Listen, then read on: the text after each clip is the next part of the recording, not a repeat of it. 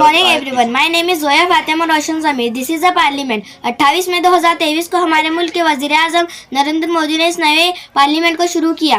Parliament में कवानीन की जांच पड़ताल की जाती है और नए कवानीन बनाए जाते हैं। पार्लियामेंट को संसद भवन भी कहा जाता है। पार्लियामेंट का जो मेंबर इलेक्शन में चुनकर आता है वो मेंबर पार्लियामेंट का हिस्सा बनता है। Thanks for listen. Teacher sir, parliament में किसी भी मसले पर बात की जा सकती है। पार्लियामेंट में जनता के चुने गए नुमाइंदे जनता के मुद्दों पर चर्चा करते हैं और फैसले लेते हैं। ये फैसले अक्सरियत की बुनियाद पर होते हैं।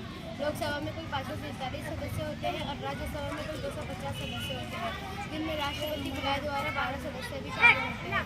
लोकसभा खत्म की जा सकती है मगर राज्यसभा खत्म नहीं होती। थैंक्स फॉर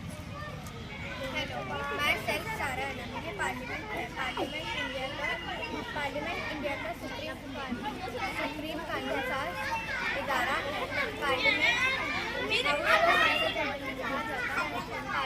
हाउस में लोकसभा और राज्यसभा में